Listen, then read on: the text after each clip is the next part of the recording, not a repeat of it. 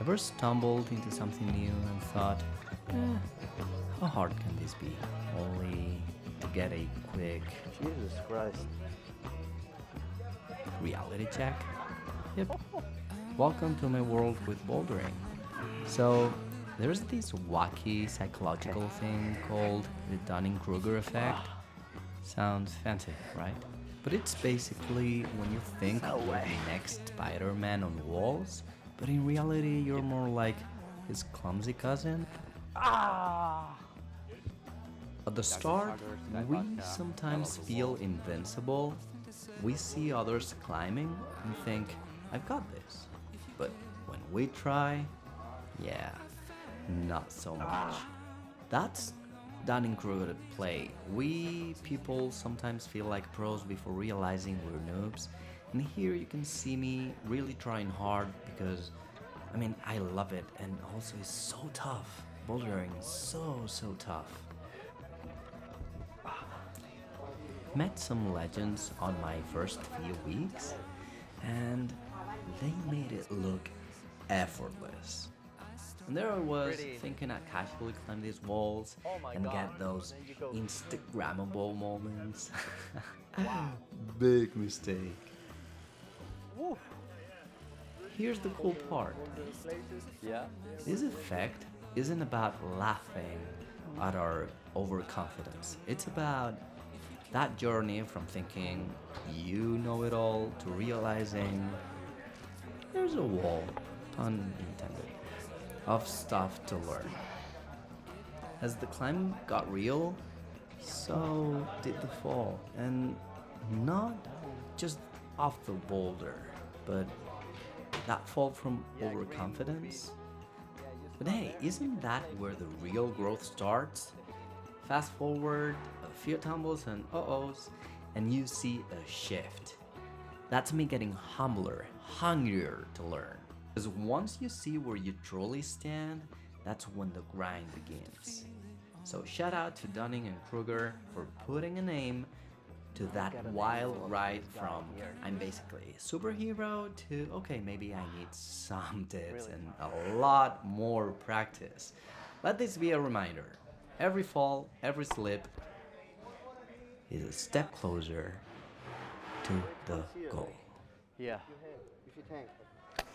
This is the part where I look so funny. That's when you know he's heavy. Yeah. You go like fuck. Oh wow.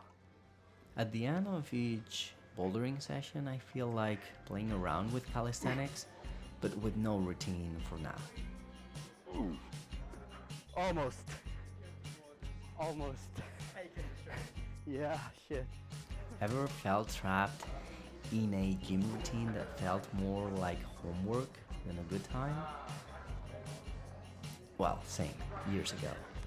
Sometimes we get so caught up in the shoulds and musts of fitness that we forget the joy of just moving because it feels awesome. Now, calisthenics sounds like a subject so hard that you'd avoid in school, but it's pure fun. It's just me, my body, and gravity. No gym machines, no fancy equipment, and it's all about functional strength. I believe in listening to my body. Some days it's craving push-ups, other it's all about them pull-ups. And today it's just about seeing what I'm feeling. No routines, no strict sets, and no reps to hit that make me feel like I'm back in math class. Now, don't get me wrong, there's a place for routine, and who knows, maybe someday I'll dive into one if it feels right, but right now I'm all about that spontaneous energy. It's kind of liberating, doing an exercise just because I feel like it, not because a piece of paper tells me to. Oh, and here's a little game I play, jotting down how many of each move I can do or how long I can last. It's not just about beating yesterday's score, but also about getting a sense of how my body responds today, especially after 2 hours climbing.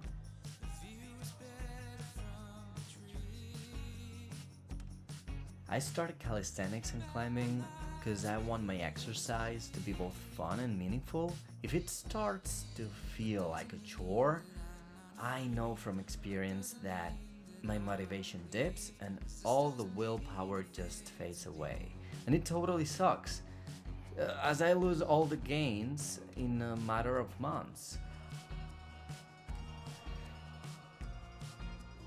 After multiple tries with the traditional gym approach, I decided to pivot instead of strictly following what I believe society expects of my physique.